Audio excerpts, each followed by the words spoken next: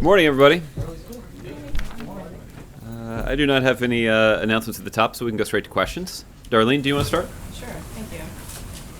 Is there any reaction today to the French president saying that trade talks between the U.S. and the EU cannot be completed before the president leaves office? Well, listen, our position on this has not changed, which is that we are continuing to work toward a goal of completing those negotiations before the end of the year.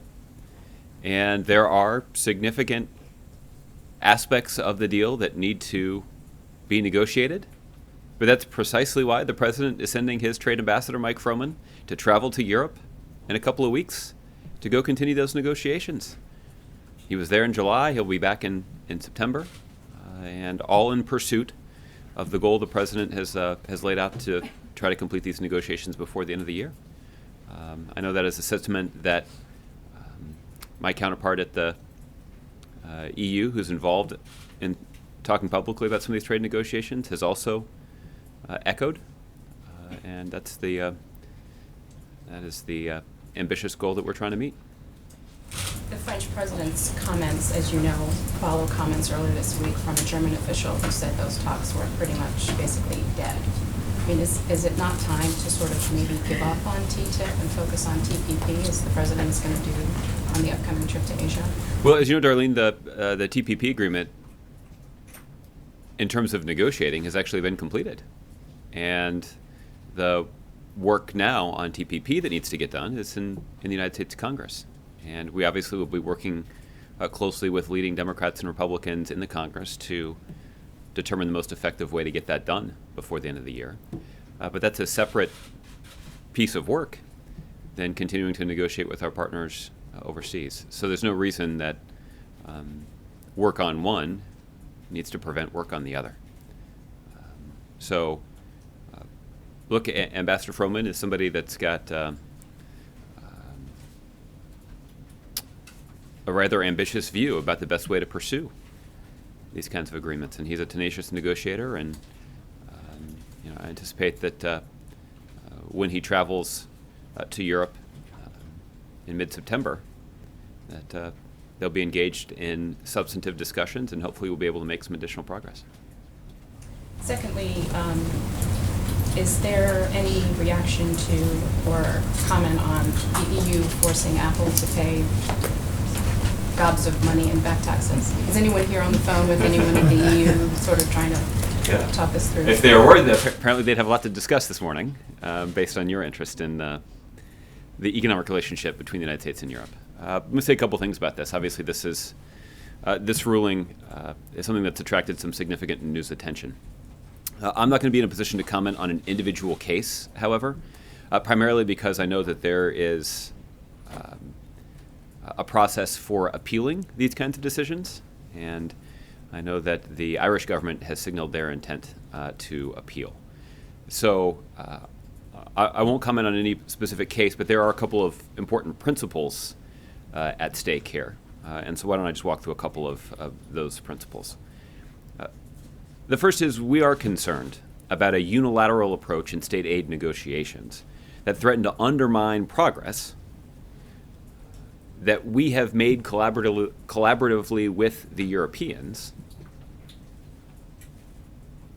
to make the international taxation system fair.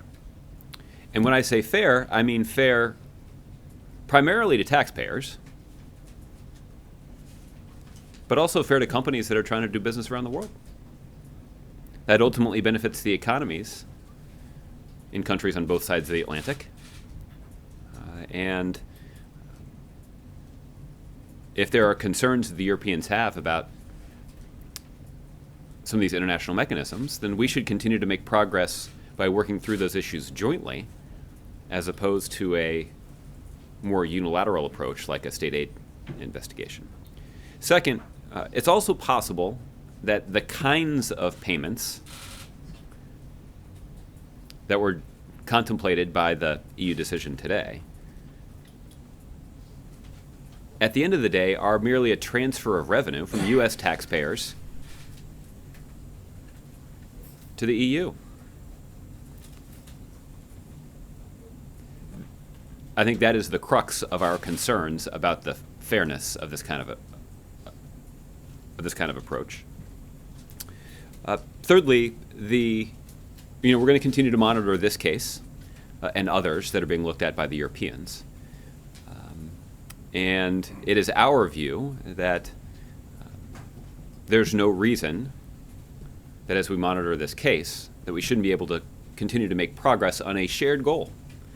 And that shared goal is to prevent the erosion of the tax base, to ensure that taxpayers in the United States and Europe are treated fairly, and to ensure that businesses are treated fairly. So there's a lot at stake, and these are the kinds of issues that get a lot of attention behind the scenes inside the administration, and have for the last 7 or 8 years, particularly in an increasingly interconnected global economy. That interconnectedness benefits the United States, it benefits our economy, it benefits workers, and it benefits U.S. businesses. But you also need a government, like the Obama administration, that's committed to fairness and fighting for the interests of U.S. taxpayers and U.S. businesses. So that's what we'll continue to do, and we're hopeful that we can continue to work through some of these issues in a collaborative, cooperative way with our European partners. Okay. Jeff? Josh, your second point didn't make sense to me. Okay. You said it's Let me try to clarify. a transfer of money from the taxpayers back to the EU. Yes. It would be a transfer of tax money from Apple to Ireland.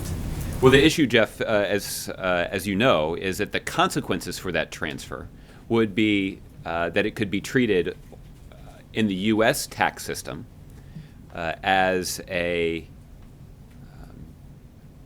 current tax payment that would allow, essentially, Apple to deduct that EU tax payment from their U.S. taxes. That wouldn't be fair to U.S. taxpayers. And I think that's an indication of the concern that we have about why it's important for us to work collaboratively. We share the goal that's been articulated by the Europeans of preventing the unfair erosion of the tax base. We don't have an interest in seeing European taxpayers or the European economy suffer from the erosion of their tax base. And we're certainly going to do everything we can to prevent that from happening here. And President Obama has actually put forward several legislative proposals that would further prevent the erosion of the tax base. But unfortunately, Republicans have not acted on that. But I think that's a different issue. But I cite that to indicate the priority that the president has placed on this issue. That's why, Jeff, we would prefer, if there are legitimate concerns that are raised by the Europeans about the erosion of their tax base, that they actually work effectively with the United States to address those concerns collaboratively, as opposed to taking the kind of unilateral approach that could have a totally unfair impact on U.S. taxpayers. And that's the nature of our concern, and that's the point that I was trying to make there. Does the U.S. have any sympathy for the concerns by the Europeans about an unfair playing field within Europe between a country like Ireland that has a much different tax base from others within the EU? That's also one of the things that they were trying to address here. Well, I think I'm not going to get into any internal EU business, and I'll let the administrators at the EU evaluate the tax policies that are implemented by their member states. I think what I can say in general is President Obama has demonstrated a commitment to ensuring that U.S. taxpayers and U.S. businesses are treated fairly, because it's in our economic interest to see them be treated fairly around the world.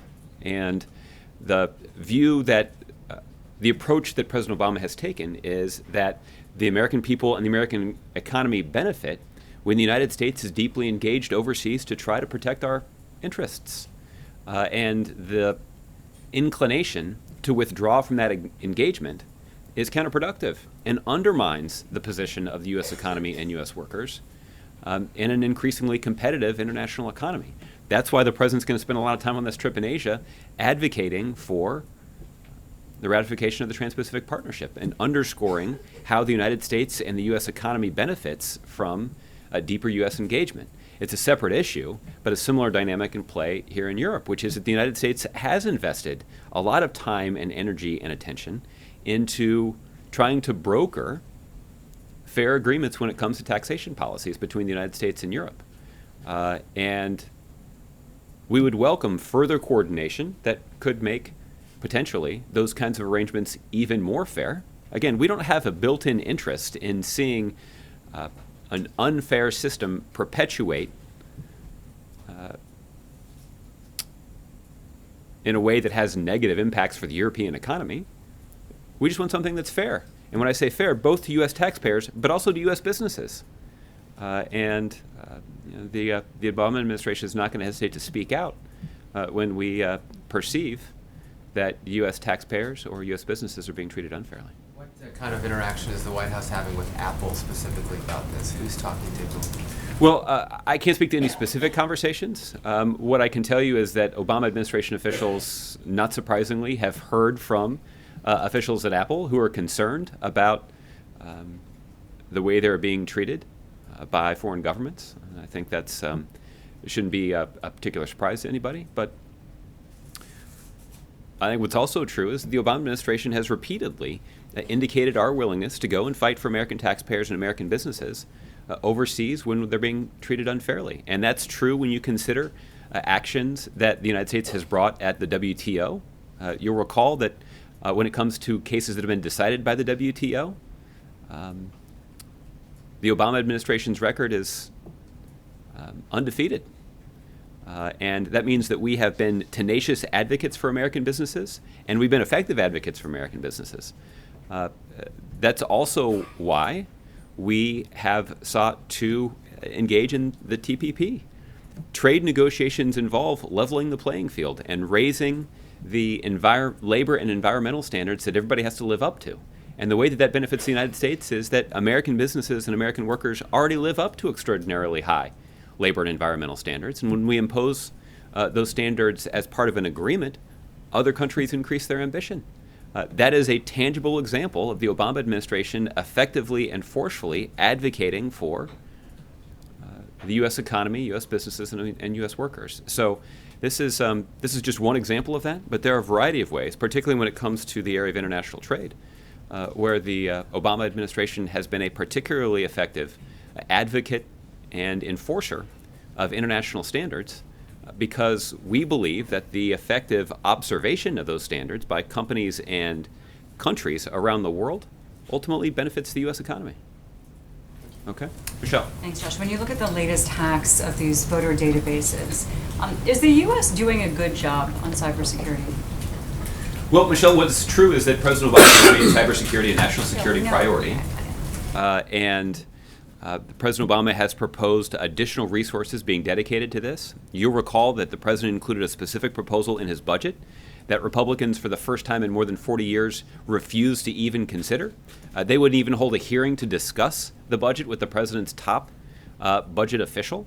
So I think there are significant concerns that have been raised about whether or not Republicans in Congress understand that this should be a priority, but President Obama has certainly made it a priority. And whether it comes to working effectively with the private sector to safeguard the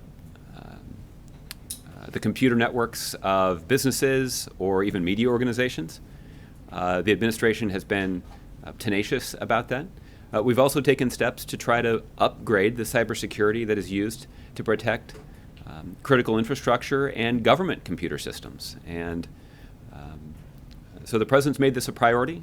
We only wish that Republicans were willing to put the cybersecurity of the United States ahead of their own politics. Thus far, they haven't been able to do that. But overall, do you think the U.S. is doing a good job to ward off these attacks?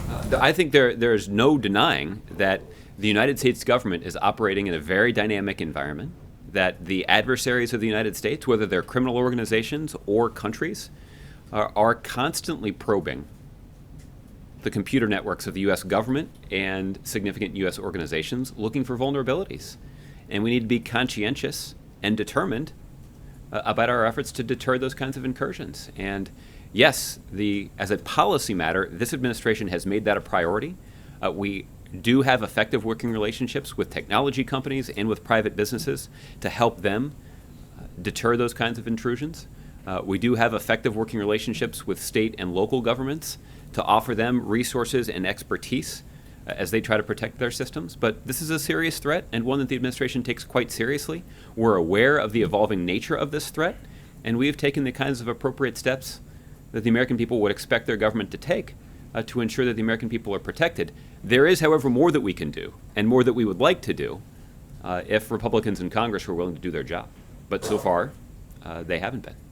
Okay, and we talked a lot about the Paris Climate Agreement yesterday and how that relates to the upcoming trip. And when you look at the latest studies that show that even if everybody gets on board and implements this, the temperature change is still not going to be well below the 2 degrees, which was the goal originally. So how much is the president bothered by that, and how much will that factor into these meetings that he's going to have? Is he going to try to press for more to get it below that number, or how does that factor in?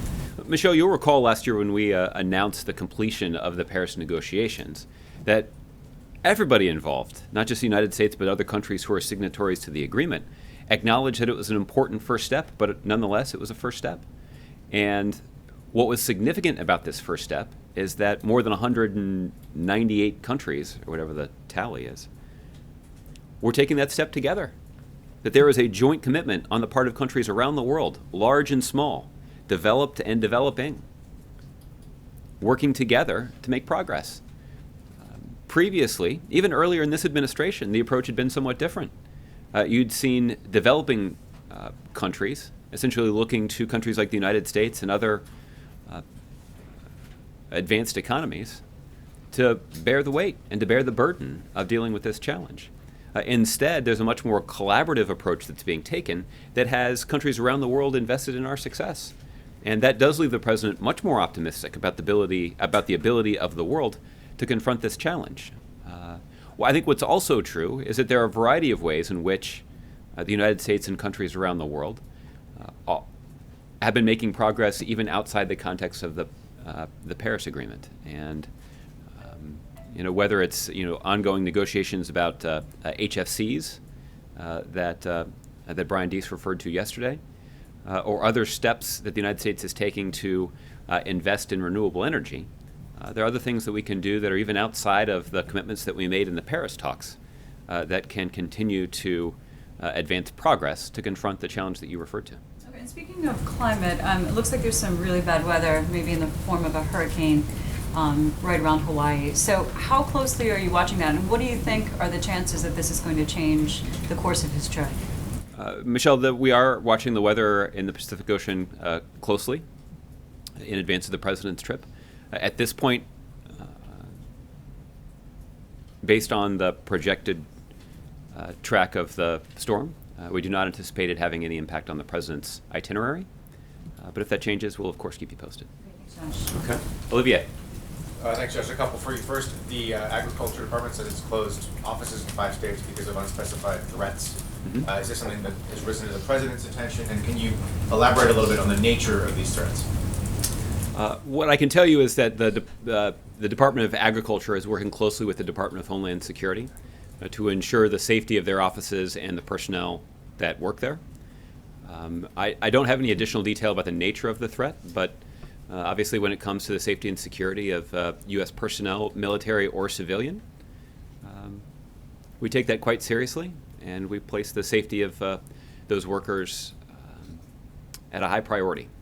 And in consultation with the Department of Homeland Security, USDA has taken some prudent steps to ensure the protection of their facilities and their personnel. But I don't have any updates on the situation, but I'm sure that my colleagues at the Department of Agriculture will keep you updated in the days ahead. Okay, and then on the trip, when you guys talk about TPP, you frequently say it's a choice between the United States sort of setting the rules, setting the trade framework in the region, or China doing so. Mm-hmm. At this point in the president's tenure, does he view China as a regional rival, as a global rival? I mean, I don't think enemy is the right word, but how would you assess the relationship in those kinds of terms? Yeah. Well, I think I would do it in a couple of ways, Olivia. I think the first is I would acknowledge something that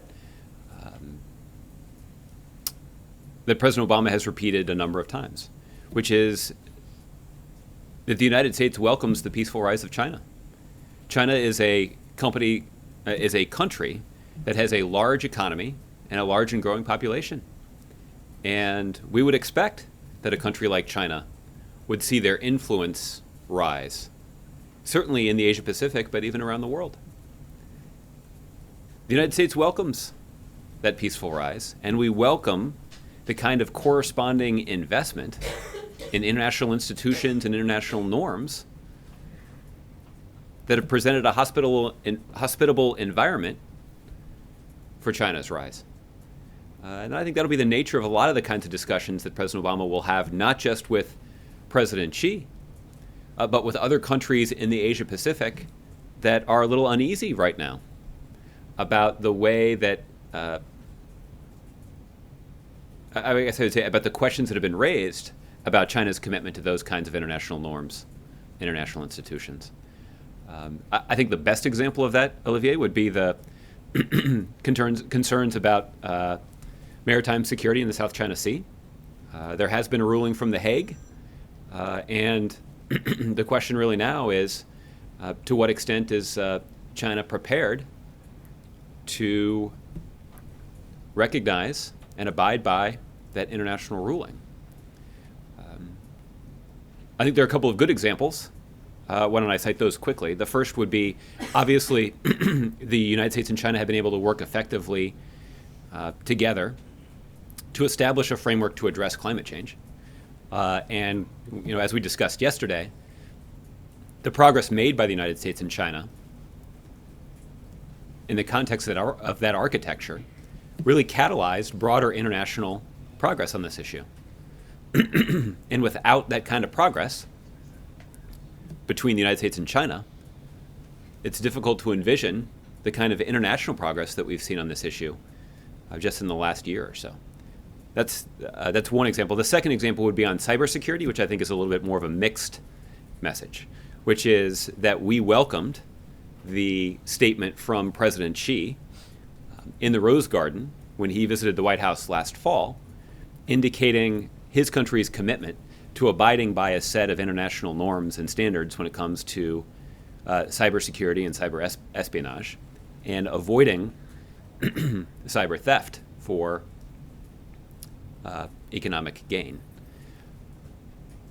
There are other concerns that we have about China's activities in cyberspace, but we're hopeful that we can work to strengthen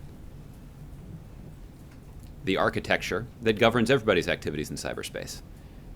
And certainly making progress on that issue with China, again, wouldn't just benefit the United States, it would benefit the world. Okay, Ron. On the hacking situation, these election databases, what does the administration think the Russians are up to? Why would they want to do something like that? Well, Ron, I would, in terms of investigating some of these matters, I'd refer to my colleagues at the FBI who can talk to you about what sort of response they have implemented to these reports. The U.S. government has not formally declared any specific entity or country as responsible for these reported intrusions. But my colleagues at the FBI are in a better position to speak about that if they choose to do so. In a more general sense, there was the incident involving the DNC. Why would a foreign government want to hack into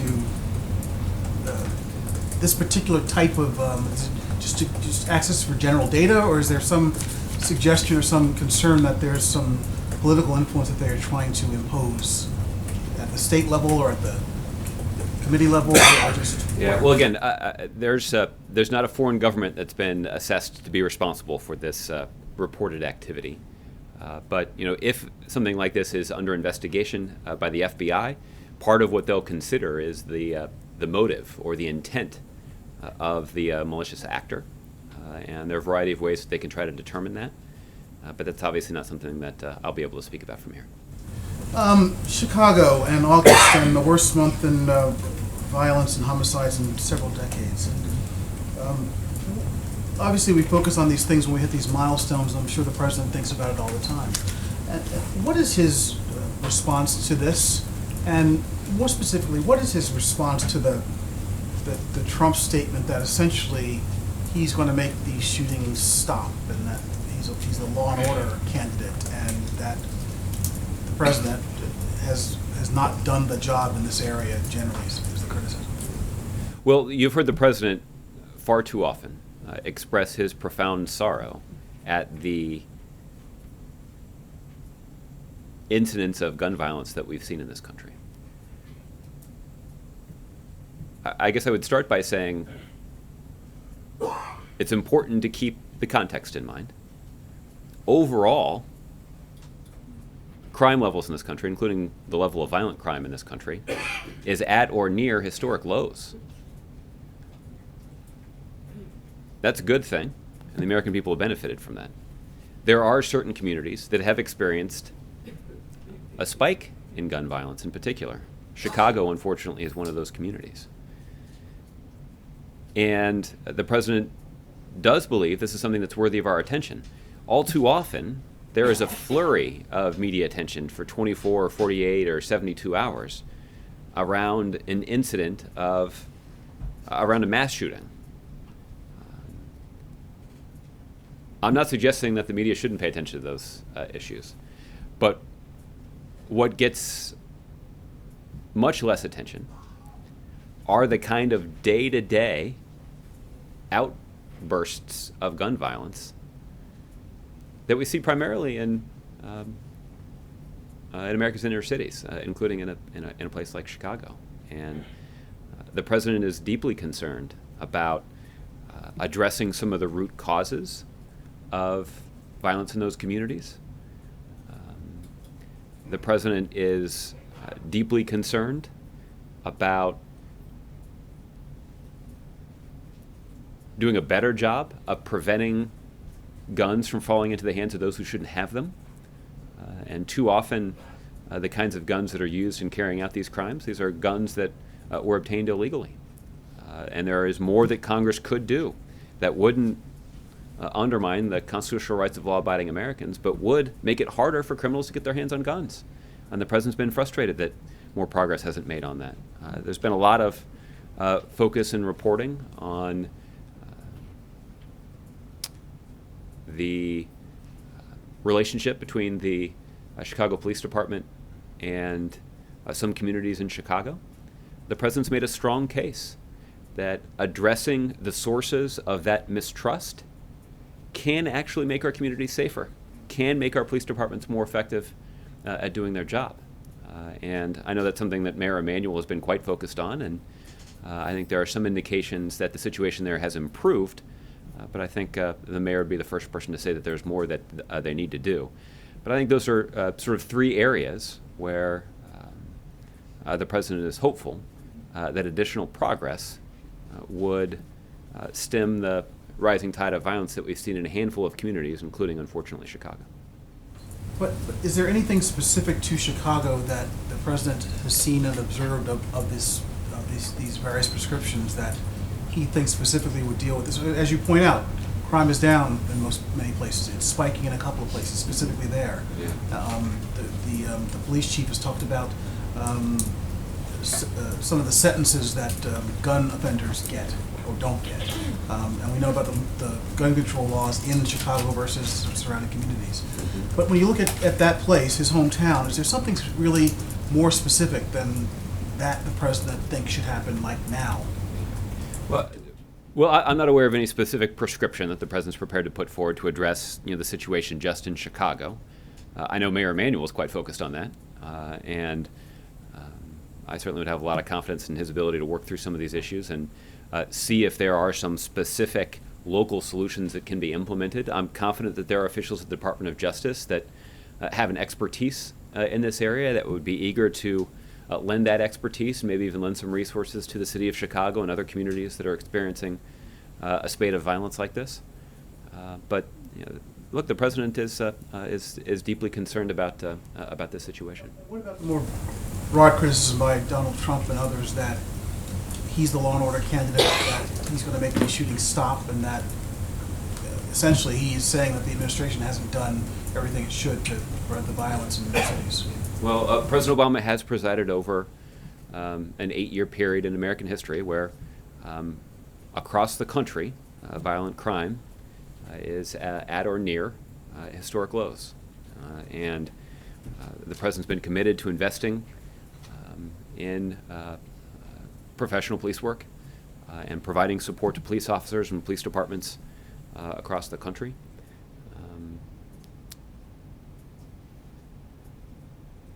But when it comes to responding to the claims of the Republican nominee for president, I will let him make the case that he chooses to make for his candidacy. I think what I would encourage the American people to do is to press the candidates for specifics about how they intend to make progress on their agenda and evaluate those promises accordingly. Okay, Kevin. Thanks, Josh. The Syrian refugee story topping 10,000 a little bit earlier than perhaps anticipated.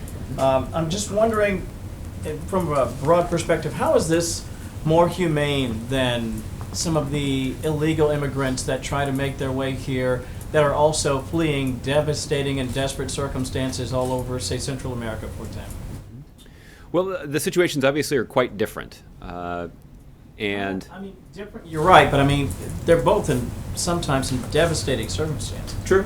And so, but our approaches to trying to confront these situations have been quite different. Okay.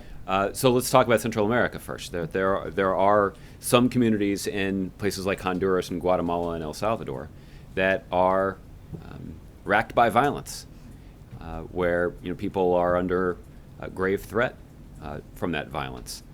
This administration has actually worked closely with the central governments in some of those countries to try to invest in crime-fighting initiatives, to invest in the kinds of programs that could address the root causes of that violence. And there's some progress that we've made. I guess the point is we have governments with whom we can work effectively in that region of the world to try to address these problems and try to stem the flow of people fleeing that violence. Recently, the U.S. government has been able to work effectively through the UN and the government of Costa Rica to establish an in-country processing system for refugees or people fleeing violence, I should say, from those countries. And we're hopeful that that will also sort of stem the tide of people who are tempted to try to make the dangerous journey from Central America up to the United States. And I think it's also consistent with our commitment to recognizing the humanity in these individuals. These are often our families or women and children who are fleeing a desperate situation. And it's important for us to not lose sight of that humanity. The situation in Syria is quite different. For even as some of the civil institutions in Central America might be fledgling, those kinds of institutions in Syria are non-existent. And there is no government that the United States can work effectively with to try to address the root problems that are causing so much chaos inside of Syria that's prompting people to flee to other places in the region and around the world. So our approach there has been different, and our approach has included the United States being the largest donor of bilateral assistance to the humanitarian situation there. We've been strongly supportive of countries like Jordan and others, Lebanon, that are bearing a significant burden in terms of housing people fleeing violence. There are large camps of people who have fled Syria and are desperate to see, to get access to just basic supplies. And that's putting a significant strain on other countries in the region, and the United States is trying to do our part financially to address that strain. The other thing that we can do is to work effectively with the UN to consider applications of people who want to apply to be refugees in the United States. Including in Central America. Well, I'm talking about the situation in Syria right now. So one of the things, for example, that we can do to relieve the burden of the country of Jordan is to process some of those people, consider their application for refugee status, put them through the paces in terms of ensuring that we're conducting all the relevant screening measures to do background checks, collect biometric information, to do in-person background interviews, to vet them through international databases that are maintained by organizations like Interpol, but also run them through databases that are maintained by the U.S. intel community and by the United States military. And after going through that screening, give them the opportunity to resettle in the United States. That just means a smaller group of people for Jordan to support. So there are a variety of ways that we have used international leadership and the resources of the United States to try to address these kinds of significant challenges, but the situations are so different, it's hard to compare the two. Let me drill down a little bit on immigration, illegal immigration in particular. The president has been assailed as being the deporter-in-chief by some groups. Statistically, the numbers are pretty eye-opening. 2.5 million people deported. That's more than all the other presidents combined. I'm just curious a couple things. First of all, one of the statistics I read from DHS suggests that in 2015, 91% of those that were deported were criminals or had previously had a criminal record. Is that really far afield from what Donald Trump is basically saying? If they're a criminal, they're going to be out of here? I guess it depends on the day you ask. No, that's true. Good point. So I think what I'll say is when it comes to the president's record on this, we've made clear, and I should say the Secretary of Homeland Security has made clear exactly what our enforcement priorities are going to be. And those priorities are individuals that have a criminal record, individuals that pose a threat to national security, or individuals that have only recently crossed the border. The president has been quite serious about making sure that we enforce the law, and that's exactly what this administration has done. What we've also tried to do is to enforce the law in a way that's consistent with our values. And that's why we want to focus our limited law enforcement resources on deporting felons and not breaking up families. That's the approach that the administration has taken. That is an approach that has led to significant investments in border security. There are more resources in terms of equipment and technology and personnel on the border than at any time in our history, and that's a testament to the president making that a priority. The unfortunate fact is there'd be even more resources on our border, securing our border, if Republicans in the House of Representatives hadn't blocked comprehensive immigration reform and merely perpetuated a system that even Senator Rubio describes as the closest thing we have to amnesty. So that's on the conscience and on the hands of Republicans who have failed to deal with this situation. But President Obama has taken on this challenge with a lot of determination, a sense of seriousness, and ensuring that the policies that we have on the books and the policies that we've implemented are both consistent with our nation's status as a nation of laws and a nation of immigrants. Okay, let me just get a couple more here really quickly. Secretary Kerry in Bangladesh made a comment about coverage as it relates to terrorism, and he said, remember this, no country is immune from terrorism. It's easy to terrorize. Government and law enforcement have to be correct 24 hours a day, 7 days a week, 365 a year. But if you decide one day you're going to be a terrorist, you're willing to kill yourself, you can go out and kill some people, you can make some noise. Perhaps the media would do us all a service if they didn't cover it quite as much. What does the president think about a statement like that? Maybe the media should tone down or back off in our coverage of terrorism. Yeah. Listen, I think the president has talked about this a little bit himself. I think what the president's point would be that the challenge that is facing the United States law enforcement, national security, and homeland security officials is to be perfect. But we should still talk about it, shouldn't we? And we should still cover it. Sure, the president himself talks about it a lot. And we talk about the significant resources that are invested in protecting the American people, both at home and around the world. I think the president wants to make clear that it's also important for people to have some perspective. That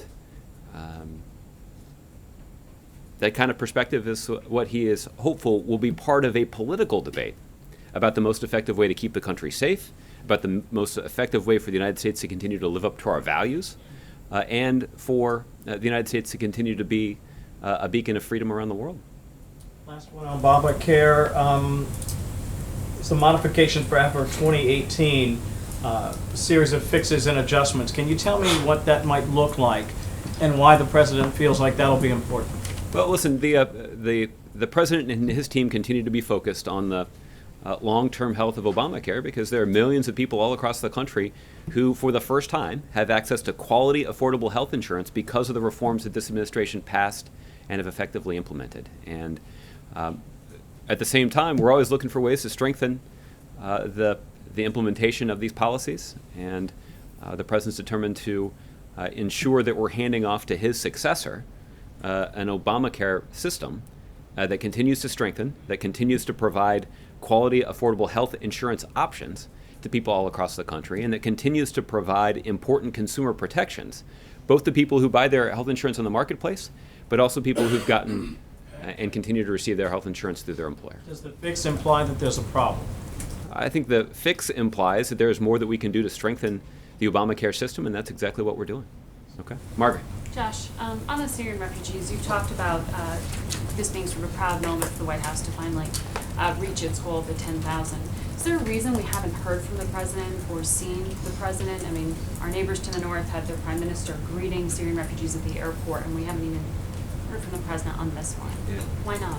Well, listen, Margaret, I think you certainly will hear from the president when he travels to the UN next month, where he's going to convene an international meeting of leaders from around the world to discuss what steps countries around the world should take to address the population flows that we've seen, not just in the Middle East, but frankly around the world. And the president's determined to ensure the United States continues to play a leading role in mobilizing an international response to people who are fleeing violence or otherwise in need of humanitarian assistance. So I think the president's been quite visible on this, both in terms of advocating for this policy priority, and he will continue to be visible as he advocates for a more effective and better coordinated international response to dealing with this problem that plagues many regions around the world.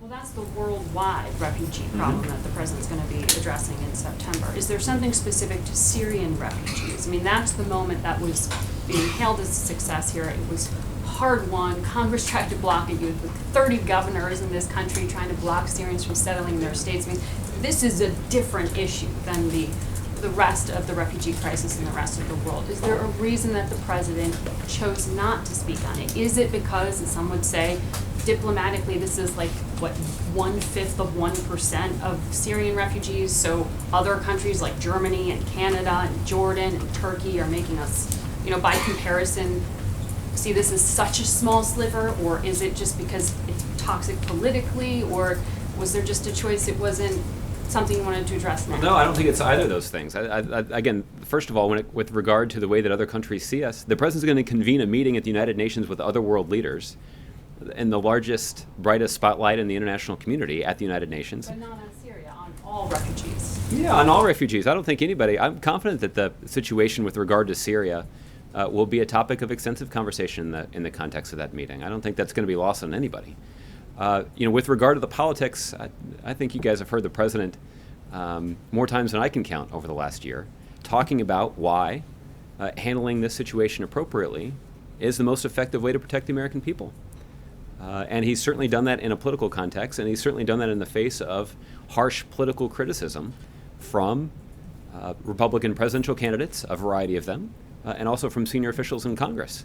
But I think the president feels very good about the way that we have made that argument to the American people and the way that we've been able to overcome their objections to implement a successful policy. And the president believes that that's the right thing to do because it's consistent with our values as Americans. It's also consistent with our national security, and it's also consistent with the obligations that the United States has to lead on the pressing issues that are facing the world.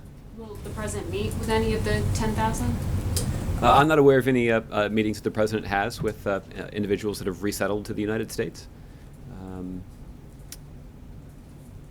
Not handing out parkas at the airport?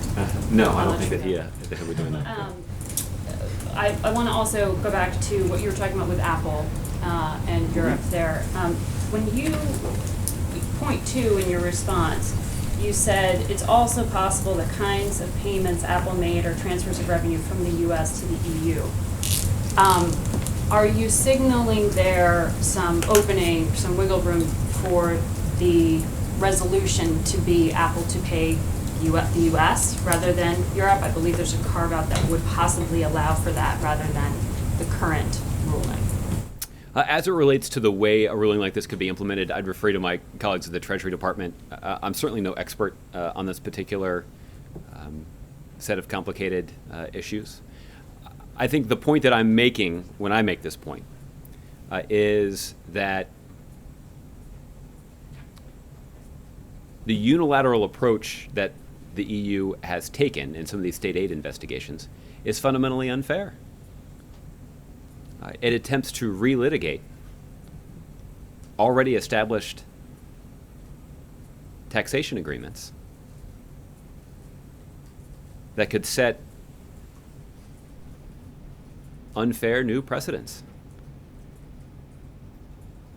If there are specific concerns that European officials have about the fairness of certain tax policies, then they should engage in a conversation with the United States.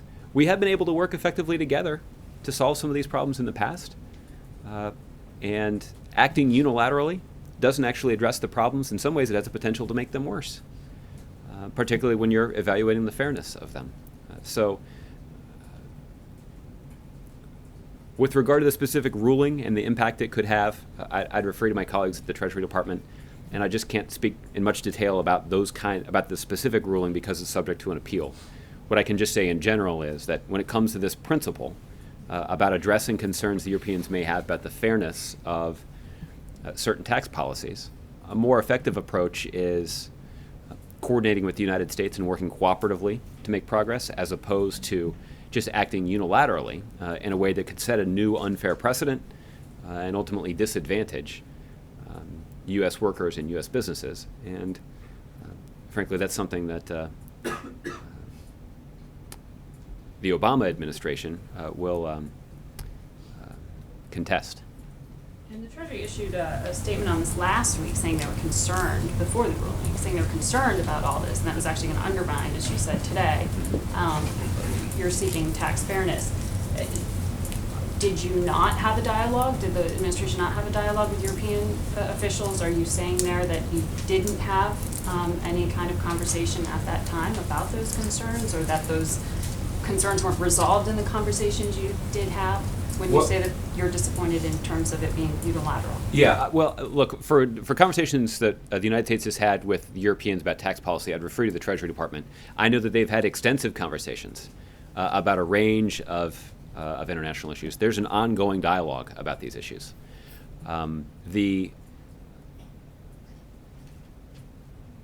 let Treasury speak to the contents of the white paper that they issued last week.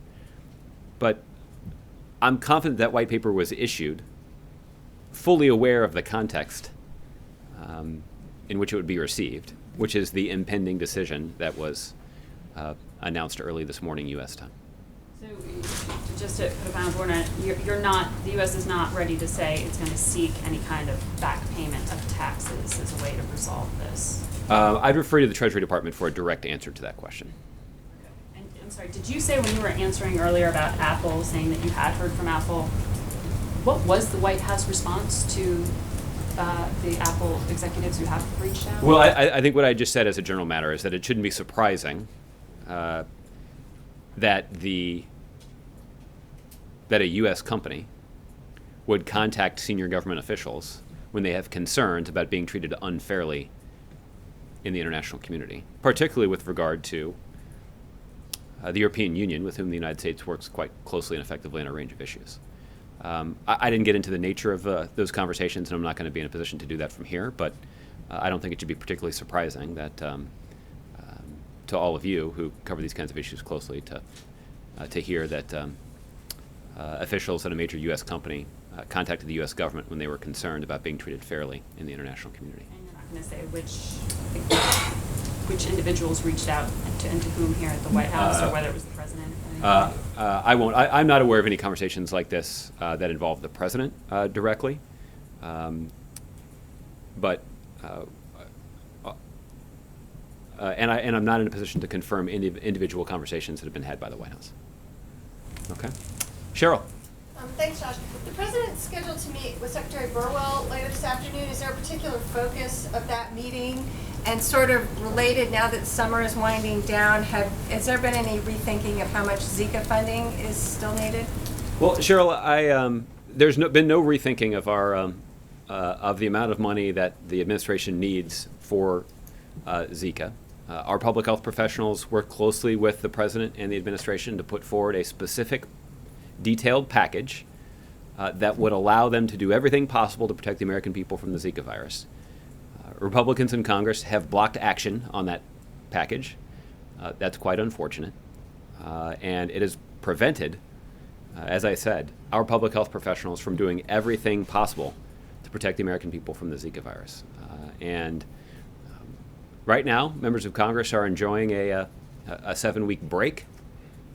Some members of Congress, including Mitch McConnell, are spending that 7-week break bragging about not doing their job.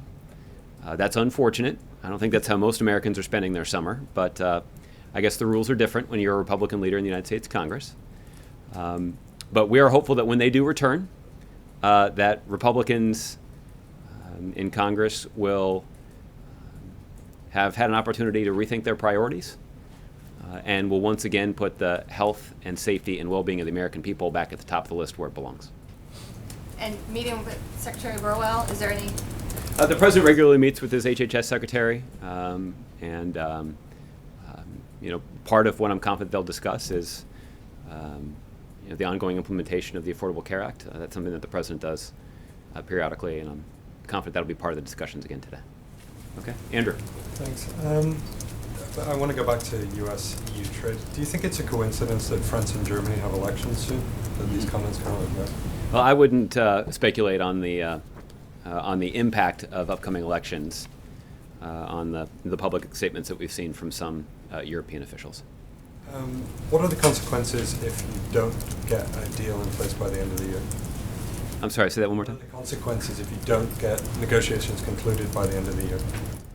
Well, again, I think then obviously the next president will have to determine the path forward.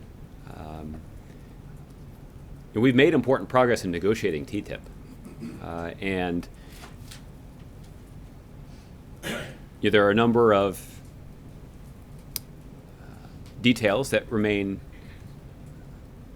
to be worked out. And as we always say in the context of these kinds of negotiations, nothing's agreed to until everything's agreed to. But we made important progress, and the president has directed his team to try to meet a rather ambitious goal and to try to complete those negotiations before the end of the year. That's certainly what we're aiming to do. But if that doesn't get done, we're hopeful that enough progress will have been made that the president's successor will be able to take up these negotiations and hopefully continue that progress. But I wouldn't prejudge exactly what that's going to look like. And just a final question on Iraq. General Votel said that he believes that Mosul can be retaken this year. Is that the view of the White House? Well, listen, nobody's going to be in a better position to put forward that kind of assessment than General Votel. And obviously he is both keenly aware of the kind of support that U.S. and coalition troops have provided to Iraqi security forces. He's also keenly aware of the fact that officials in Iraq will determine the pace of operations there, and they will ultimately make the decision about when to go after Mosul. But General Votel and other senior military leaders in the United States have been in close touch with their Iraqi counterparts. So he's certainly in a good position to make that kind of assessment, and I would defer to him for those kinds of pronouncements. Okay, Tolu. Thanks, Josh. Back on Apple and the EU. The fact that Apple has so much money that they could be charged in Europe, does that say anything about the U.S. tax system and why a U.S. company feels the need to have so much of its money abroad? And does this ruling sort of make the case that there should be corporate tax reform, or Treasury should take some action to encourage companies not to have so much of their money overseas? Well, Tolu, I'm limited in how I can answer your question because I'm not going to talk about the individual business practices of one company. And I'm obviously limited in what I can say about this specific ruling. I think what I can say in general is that we've spent a lot of time over the last several years talking about why the president believes that tax reform should be a priority. Right now, our tax code wrongly gives too many companies an incentive to ship jobs overseas. And we should close some of those loopholes. And by closing some of those loopholes, we could more effectively ensure that we can invest right here in the United States of America. That also would contribute to a more fair system of taxation. The kind of loopholes that you and I are both referring to are not the kinds of loopholes that middle-class families benefit from. The president's going to continue, even through his remaining 4 months here or so in office, making the case that the next Congress should make closing some of those loopholes a top priority. All right, I also wanted to ask about a report that the FBI is going to be releasing publicly, the details of its recommendation to the Justice Department and the Clinton email investigation. Does the White House have any opinion about this decision? Were you consulted? And what's your general reaction to the fact that we're going to be hearing more about this investigation and these internal documents from the FBI? I've seen those reports. I can tell you that the White House did not consult with the FBI about that decision or any of the other decisions that they've made in terms of handling some of the investigative material that they've collected when they looked into this matter. So I'll leave it to them to describe what steps they're taking and why they're taking them. With regard to the potential impact on the election, there are any number of people that are employed by your news organizations that will speculate about the potential political impact or political fallout. I'll let them do that. All right, and then just one more on the situation in Syria with Turkey. Is the president satisfied at this point with the fact that I guess two of our allies seem to have been attacking one another, but it seems like they're trying to work it out? Can you talk about where the White House is on that today? Yeah, I mean, I can say that the United States welcomes the overnight calm between the Turkish military and other counter-ISIL forces in Syria. The United States continues to encourage these moves as a way to prevent further hostilities and loss of life between all counter-ISIL forces operating in the area.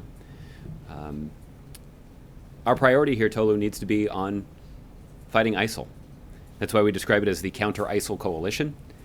That's why these forces have signed up to work closely with the United States and other coalition members because they're concerned about the impact of ISIL. And we believe that in making decisions about appropriate military actions, it's important to be focused on the shared goal of degrading and ultimately destroying ISIL. Serena. Thanks, Josh. I want to go back to the hacking. So Senate Minority Leader sent a letter to the FBI expressing concern for the Russian government tampering with the presidential election. Do you guys actually see cyber threats affecting the outcome of the election as a real possibility here? Well, Serena, as I mentioned in response to an earlier question, I'm not going to be in a position to confirm any individual entity or criminal enterprise or government as responsible for the reported hacking at the DNC. I think more generally what I can say is that U.S. officials, particularly at the Department of Homeland Security, who have primary responsibility for protecting the American people in cyberspace, take all these kinds of reports and threats quite seriously. And that's why just within the last couple of weeks, Secretary Johnson over at DHS convened a conference call with election officials all across the country to talk to them about the resources that the DHS has and can be made available to them to safeguard their systems. I think people can have a lot of confidence in the election system, in part because it's not centralized. Elections are administered and conducted by state and local authorities, which means you essentially have a patchwork of systems across the country that maintain the records and administer these elections. Sometimes the consequences for that kind of varied system means that it's hard to implement reforms across the board. it's hard to implement reforms across the board. That also makes it harder to hack the system. Certainly wasn't designed that way, but that is one of the benefits. So we take this threat seriously. The response from DHS, I think, is a pretty good indication of how seriously we take that. There is an active discussion going on among the President's national security team about whether or not to designate election administration systems in the United States as critical infrastructure.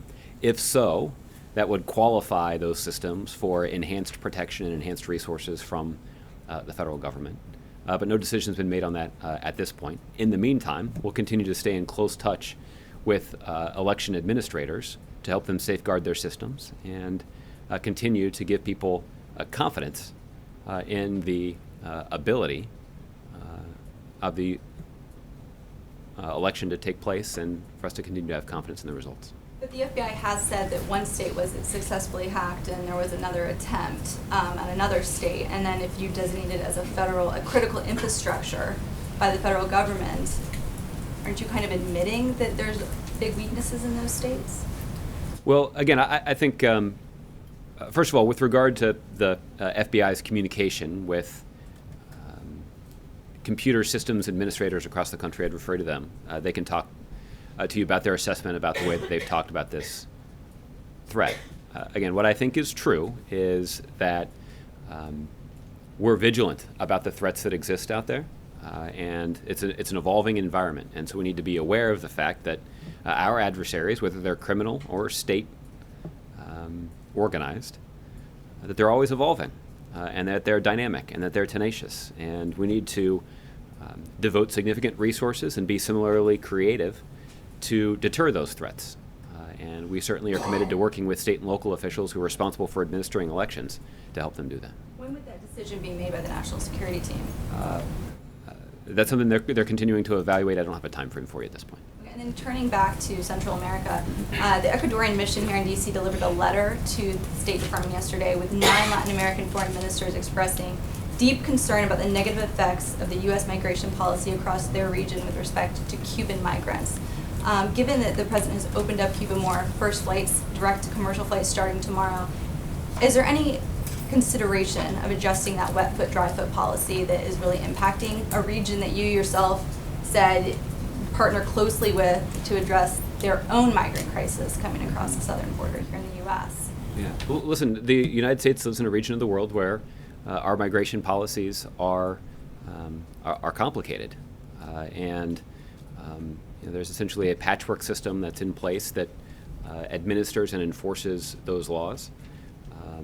And as I mentioned earlier, the administration has not put forward a congressional proposal seeking to change that. But these are countries we're trying to stem their own flow into our country, and they're saying your policy with respect to Cuban migrants are really impacting us personally. We can't focus on these things when we have to deal with the Cuban migrant situation because of the U.S. policy that treats Cubans different than every other nationality in the world.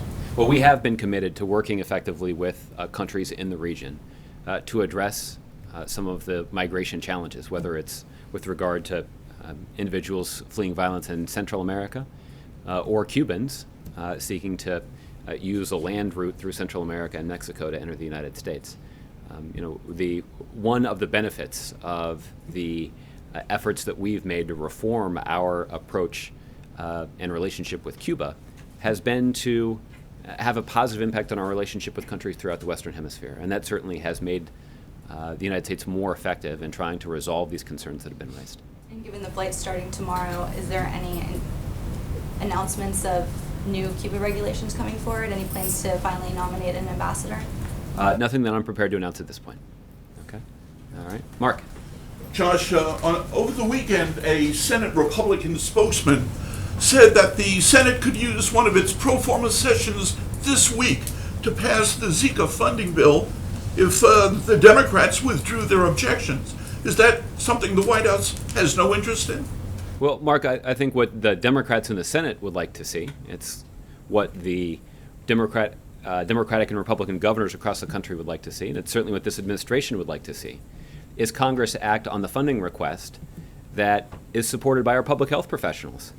That's the $1.9 billion funding request that the administration put forward back in February, more than 6 months ago. And Republicans continue to block that request, even while they're enjoying their 7-week recess. So the smaller bill would not be of interest to the administration? Well, listen, I think we have made clear that we need to see Congress act. And the current bill that was passed by the House includes a bunch of ideological riders, including some that involve the Confederate flag and blocking funding to Planned Parenthood, even though we're talking about a disease that can be transmitted sexually. So that doesn't make a lot of sense. Frankly, neither of those provisions makes a lot of sense. And I think that is a clear indication that Republicans in the House, and apparently now Republicans in the Senate, are much more interested in politics than they are in protecting the American people from the Zika virus.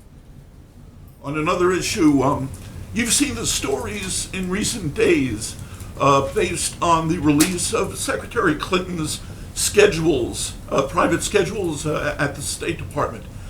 I was wondering if there's any chance the White House would release the president's private schedules during his time in office. I don't anticipate that the president will do that during his time in office, but consistent with the Presidential Records Act, at some point the president's schedules will be made public, and presumably you'll have to have the opportunity to peruse them when you are enjoying a visit to the Barack Obama Presidential Library at some point in the future.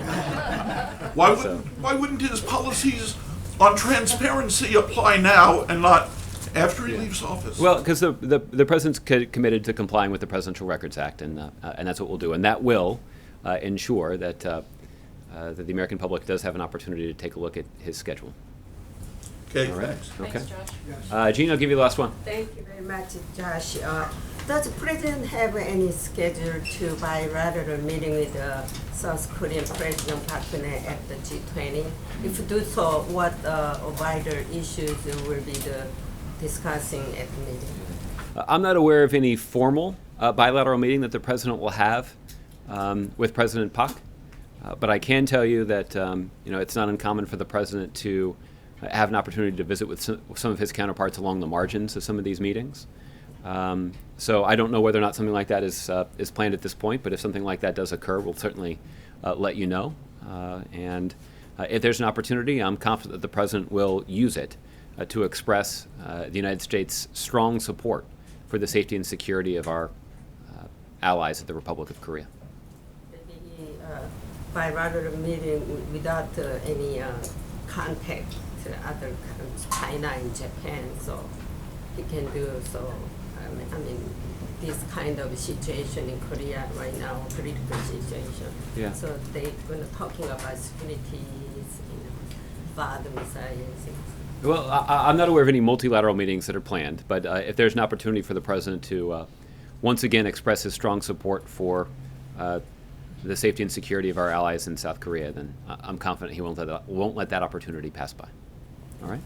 Thanks, everybody. Take care. Hopefully we'll see some of you in Asia.